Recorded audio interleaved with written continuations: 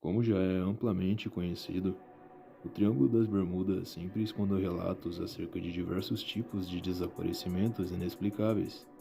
Em cima disso, foi criada toda uma mística sobre o assunto, que envolve explicações mais simples, como acidentes e tempestades, até outras mais extraordinárias e bizarras, como os próprios alienígenas. No entanto, todas as lendas mais absurdas acerca do local já foram desmistificadas, dando lugar a explicações mais críveis, como tempestades constantes e mudanças climáticas bruscas em uma área que sempre teve histórico de ser bastante movimentada. Mas como explicamos sumiços sem lógica em um local pouco frequentado e que não se vale da ira dos oceanos ou de qualquer outro fenômeno natural mais racional para elucidar seus mistérios?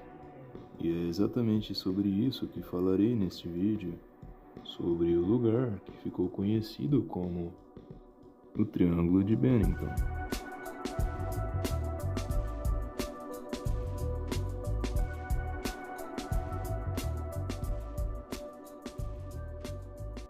Em 1945, uma série de sumiços não solucionados tomaram conta do condado de Bennington, localizado no estado de Vermont, nos Estados Unidos.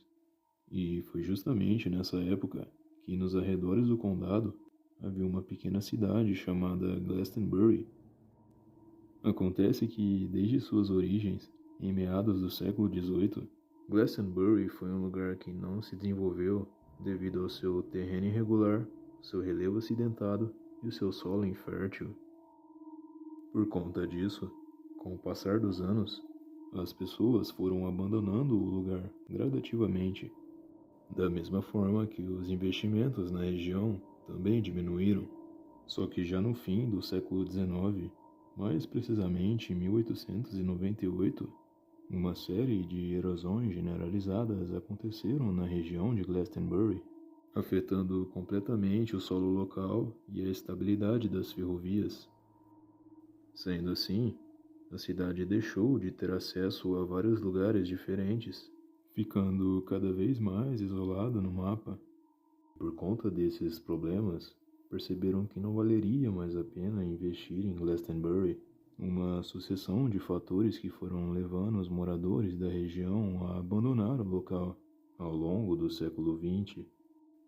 Conforme a cidade ia ficando cada vez mais desabitada, em 1937, uma decisão da Assembleia Geral de Vermont decidiu que a mesma seria desincorporada do mapa. Durante o ano de 1945 até 1950, passou a haver relatos sobre 25 desaparecimentos nesse período, mas somente 5 dessas 25 vítimas foram identificadas, com a maioria dos sumiços tendo acontecido nas áreas florestais de Glastonbury, em um território que se estendia até os limites de cidades vizinhas como Somerset e Bennington. Foram justamente tais incidentes entre essas três cidades que acabaram por cunhar o termo Triângulo de Bennington. A primeira desaparição desta lista ocorreu no dia 12 de novembro de 1945, com o sumiço de Mid Rivers, um idoso de 74 anos. É dito que o mesmo sumiu enquanto caçava em uma longa trilha de terra, cercada por uma densa floresta nas regiões montanhosas de Glastonbury. Ele estava com mais 4 caçadores, sendo um deles o seu genro. Em dado momento, ele avisou o seu genro que iria explorar mais um pouco e que encontraria ele e os outros no acampamento. Dessa forma, o grupo foi indo em direção ao acampamento, mas após algumas horas eles perceberam que Mid Rivers ainda não havia retornado. O grupo decidiu então refazer o caminho que haviam feito para procurar por Rivers. Porém, como não conseguiram encontrá-lo, decidiram então contatar as autoridades locais para que uma busca fosse iniciada. Mas a única coisa que encontraram foi um cartucho de seu rifle boiando nas águas de um lago próximo ao local em que ele foi visto pela última vez. Desde então, Mid Rivers nunca mais foi visto. Já em 1 de dezembro de 1946, O segundo desaparecimento aconteceu com Paula Weldon, uma jovem de 18 anos que estava em um passeio de trilha na mesma região de Glastonbury. Aparentemente, em certo ponto, Paula pediu informações para um casal de idosos que também estava passando pelo local, enquanto o mesmo a instruiu a virar em uma curva que estava a poucos metros dali. Paula então seguiu rumo à curva indicada, com o casal de idosos vindo logo atrás dela. Porém, quando o casal de idosos chegou na mesma curva que a Paula havia acabado de passar, ela simplesmente havia desaparecido no ar, sendo que o normal seria que ela estivesse apenas a alguns poucos metros de distância na frente do casal. Sendo assim, o casal passou a olhar por perto para ver se encontrava algum vestígio de Paula, que estava ali há poucos minutos, mas nenhum sinal que explicasse o seu sumiço tão repentino foi encontrado. A polícia foi então acionada e passou a fazer buscas nos dias posteriores ao desaparecimento de Paula, que incluíram cães farejadores, voluntários, aviões, helicópteros e também as tropas terrestres. Mas outra vez, nada foi encontrado.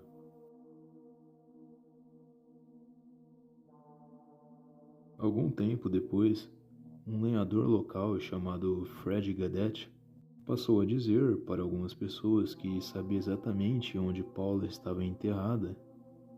Sendo assim, ele passou a ser visto como uma pessoa de interesse.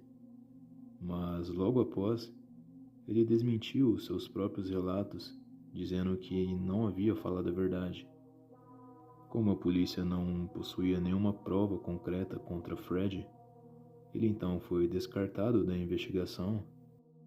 Após isso, as buscas foram esfriando cada vez mais com o passar do tempo, uma vez que nada concreto surgia a respeito do paradeiro de Paula Weldon, que, por sua vez, não foi mais vista.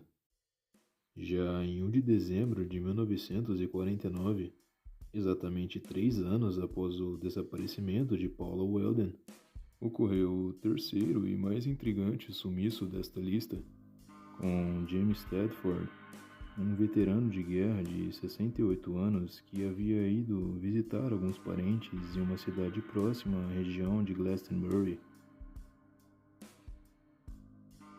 Após visitar os seus entes queridos, ele pegou um ônibus de volta para a cidade de Bennington, que também passaria pela região de Glastonbury, que já estava ficando cada vez mais notória pelos seus sumiços cada vez mais estranhos. O trajeto ocorria normalmente, até que, em certa altura, entre um dos últimos pontos e a parada final, que seria em Bennington, James Tedford simplesmente evaporou dentro do ônibus. Ao chegarem em Bennington, todos os passageiros desceram do ônibus, com exceção de James Tedford. O motorista então passou a vasculhar o ônibus, mas por incrível que pareça, além de não encontrar James Tedford, ele conseguiu ver que as suas coisas e pertences pessoais ainda estavam no ônibus. Uma descoberta que deixou a todos sem saber o que pensar. Diferentemente dos outros 2 desaparecimentos, este demorou cerca de 1 semana para ser relatado às autoridades competentes. Quando isso acontece, geralmente acaba por prejudicar a investigação e a elucidação dos fatos. Após algumas análises periciais e algumas investigações complementares, ficou então constatado que James Tedford não podia simplesmente ter desmaterializado-se dentro do ônibus, já que havia evidências o suficiente que contradiziam essa tese. Uma das testemunhas disse ter visto James Tedford um pouco agitado e agindo de maneira um tanto quanto incomum antes de entrar no ônibus. Outras, mais próximas, disseram que ele não aparentava estar bem de saúde e isso também inclui o seu estado mental, e que, além disso, ele não tinha a intenção de completar a sua viagem de volta para casa. De qualquer forma, o consenso por parte de testemunhas oculares é que ele realmente entrou no ônibus, mas que nunca completou a sua viagem para Bennington. Com o passar do tempo, alguns relatos acerca de vários avistamentos do veterano de guerra passaram a circular na região. Entretanto, nenhum deles conseguiu ser provado. Da mesma forma que o seu bizarro caso jamais foi solucionado.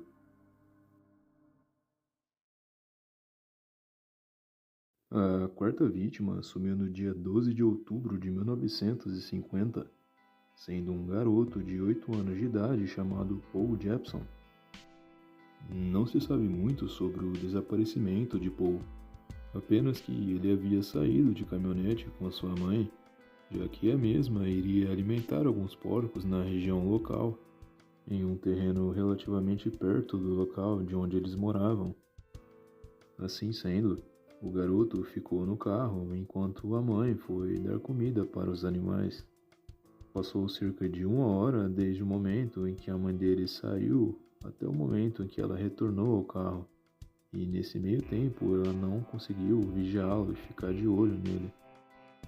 Ao retornar para a caminhonete, Paul Jepson já não estava mais lá. Desesperada, a mãe do garoto foi então atrás da polícia para poder procurá-lo com mais certeza de que poderiam encontrá-lo. Algumas buscas foram feitas nos próximos 3 dias, mas nenhuma delas surtiu efeito. Contudo, é dito que um dos cães farejadores acabou rastreando rastros do garoto até marcas de sangue que se estendiam ao mesmo local em que Paula Weldon, a segunda vítima desta lista, desapareceu. Até os dias atuais, o paradeiro de Paul Jepson continua sendo uma incógnita.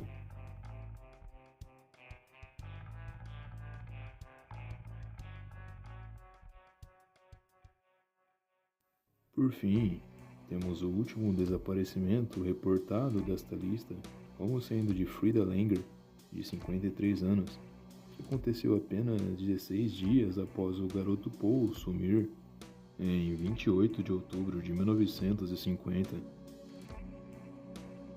Frida Langer havia ido acampar com seu marido e seu primo na reserva florestal entre Glastonbury e Somerset, no coração do Triângulo de Bennington. Em certo ponto, Frida e seu primo foram explorar, enquanto seu marido ficou no acampamento. Ao chegarem em um rio de águas rasas, Frida acabou escorregando e caiu na água. Após isso, ela disse que voltaria ao acampamento para colocar roupas secas, já que as suas ficaram encharcadas, sendo esta a última vez que Frida foi vista, pelo menos com vida. Como o primo de Frida, que havia ficado no lago, percebeu que ela simplesmente não voltava, ele se dirigiu então ao acampamento para ver se estava tudo bem. E ao chegar no local, encontrou apenas o marido de Frida. Ao questioná-lo sobre o paradeiro de sua esposa, o mesmo disse que não havia desde o momento em que eles saíram para andar. E após a inquietante descoberta, passaram então a procurá-la pela floresta. Como eles não conseguiam encontrá-la em lugar algum, acabaram por decidir então alertar as autoridades sobre o seu desaparecimento. Buscas intensas foram feitas nos dias seguintes, com mais de 300 voluntários ajudando, tanto por ar quanto por terra, mas sem levar a pistas ou resultados efetivos. Seu caso acabou esfriando por um tempo. 7 meses após o sumiço de Frida Langer, seu corpo acabou sendo encontrado por 2 pescadores em águas próximas à represa de Somerset, a cerca de 5,5 km do lugar de onde ela desapareceu. No entanto, por conta do seu avançado estado de decomposição, não foi possível esclarecer a causa da morte, sendo a mesma tida como inconclusiva. Apesar de Frida Langer ter sido a única pessoa desta lista a ser encontrada, o motivo de seu desaparecimento sempre se mostrou tão nebuloso quanto os das 4 vítimas anteriores.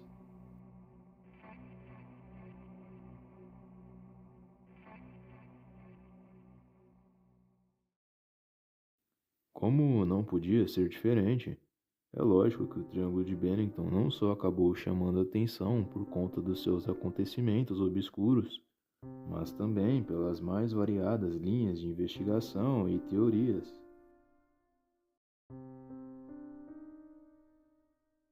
Uma delas diz que os povos indígenas que um dia viveram na região acreditavam que a mesma se tratava de um lugar amaldiçoado, por conta dos 4 ventos se encontrarem ali, algo que também explicaria sua vegetação tão estranha e que daria margem a eventos paranormais, e que a área continha um portal para outro mundo que se abria de tempos em tempos. Outras fazem alusão a criaturas como o Pé Grande estando por trás de tudo isso, e até a abduções alienígenas, ou até o próprio Wendigo, um espírito maligno que os nativos americanos acreditavam que devorava as pessoas.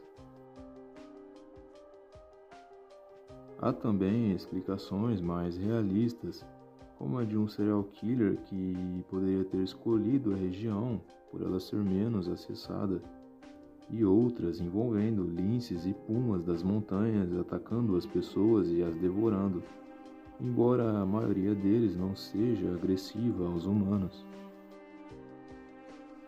Em derradeiro, nenhuma teoria por si só consegue explicar todos os acontecimentos, ou até mesmo ser um consenso geral, restando apenas especulações.